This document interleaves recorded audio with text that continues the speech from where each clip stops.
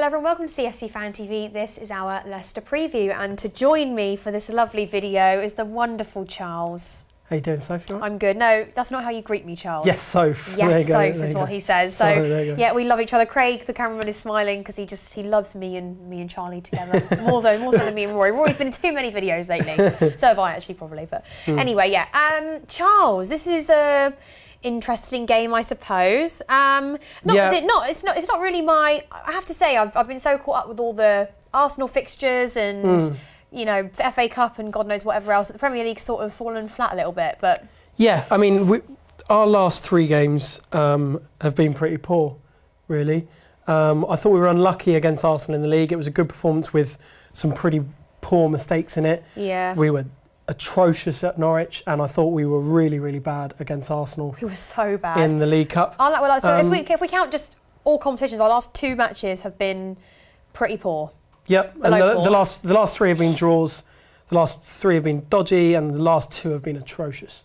So I think it's really important, no matter for points and whatever else, but it's really important we come back with a confident win. I just want to see us playing some good, confident football. Yeah. Look, we've been terrible to watch recently as well. We've been playing some really uncreative, pedestrian stuff. Uncreative is a good word. Yeah. Do you know what? For the Arsenal game, though, I know you thought it was atrocious, which also I do, but I only feel like it's atrocious because it's that final third where it doesn't matter how much possession you've got, it's useless if you've got no striker. Yeah, but we weren't creating enough. Don't get me wrong, I thought Morata had a very poor game for a £75 million striker, and this goes for him over the last kind of month and a half or so. For a £75 million striker, he is not offering us enough. No. Considering the fact we got rid of Costa, who's one of the most effective strikers you'll ever see. In a Chelsea shirt, he's already scored a few for Atletico Madrid, and he only started playing, January 3rd, I think. In Arsenal, he was still going down a little bit easy. Fair enough, he won some of the free kicks or fouls, whatever it was, he did, but it's just pointless. He isn't getting the service. We're not using the ball well enough in midfield. The 3-5-2, it's just not got enough life in it at all. No, I don't like it. It relies too much on Hazard having a good game. It puts him. I mean, Hazard is our creative focal point anyway because he's our best player. But playing him in that free role, if he has a poor game or not quite at that level that we know he can be, which he didn't have his best game against Arsenal. No. It's just a fact. Then the whole thing falls apart, and we haven't got anyone to create. The burden should then fall to Fabregas to create, really. I said and he doesn't, and he didn't do it. Fabregas had a poor game. Drinkwater, who I have been impressed with since he comes to Chelsea, his last 2 games, Norwich and Arsenal, have been poor. And Bakayoko, I mean, look, I'm all for giving players time and giving, especially young players coming into the Premier League. But anyone who says that has been anything other than a disaster of a signing at this point is lying. Yeah. Well, what I will say is, I think, watching our last 2 games, if I'm being honest, I think our creativity and the way we play relies so heavily on the formation that we put out. And like you said, it doesn't work. So why wouldn't we now start playing our more attacking players, go back to what we know? Leicester at home, it's not the easiest fixture. They are a good side. Yeah, They've got match-winning players. Mahrez is bang back in form. He's showing. He's for the first time really since he's showing that form that he did when they won the league. When they won the league, exactly. Vardy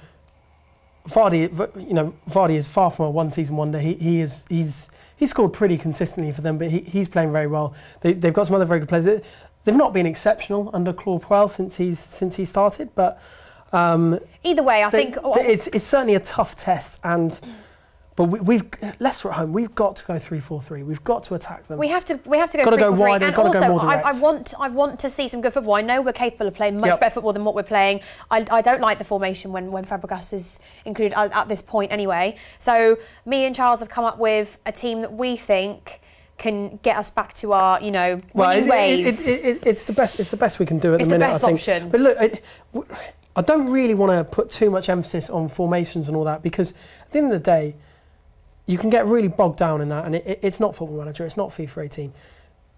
The responsibility falls to individual players to perform to the best of their abilities, and there's There's barely a single player doing that at the minute. You know what I like? I like a through ball. Running into the space, Charles. That's what I like. And I don't see that at the moment. There's too many players playing below par and not taking responsibility. So I think that needs to change.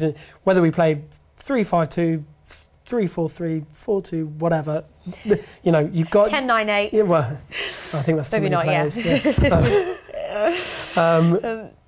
you want to see some shining. You've got to. These are international players. They're players who've been bought for 30, 40 million. They've got to take responsibility. They owe it to themselves to be on the top of their game, and frankly, they're not at the minute. Yeah, another 0-0, and I think I'll fall asleep. Right, so in goal then, I hope you love our little setting we've got here. Yeah, I love Sabutio. Yeah, we've tried to do it the best we can, and I think you can clearly see that's a 3-4-3 formation, can't you, Charles? Yes. So in goal, obviously, is Courtois. We don't need to really discuss any more of that.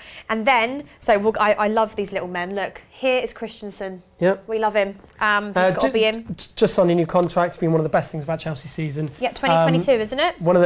Exactly. He's one of the first names of the team sheet for me. Yeah. Okay. Then we've got Rudiger and Dave on either side. Yeah.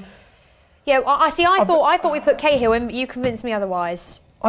I just think Rudiger's getting a little bit of a run in the team, and he costs a lot of money. I've been very impressed with Rudiger. I think he's had a couple of poor games. Roma away, he really wasn't very good, but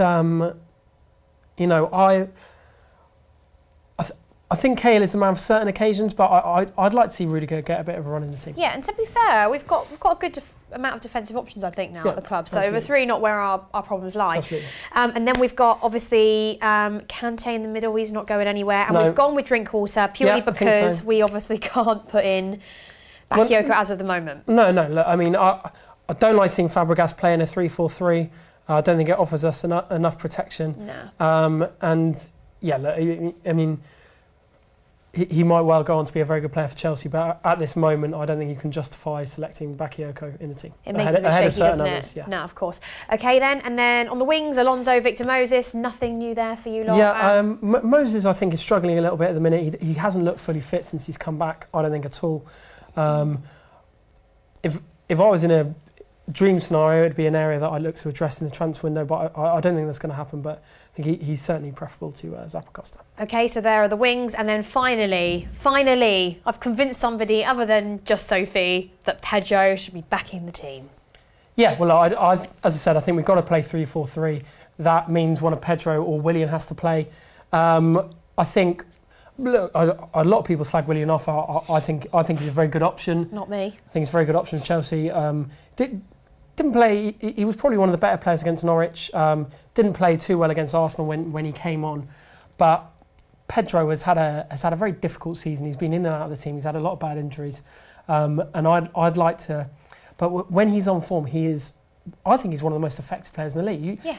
We're very lucky to have Pedro. So lucky at the club. I mean, he's won everything there is to win over and over again. He's from, like, in terms of football education, he's the best you can be. Yeah. You know, he's grown up at Barcelona where winning is the absolute standard, and he comes with that innate quality. And I think if he's in full flight, he's one of the best players at the club. And the other thing is that we're really lacking at the minute. He's got a goal in him.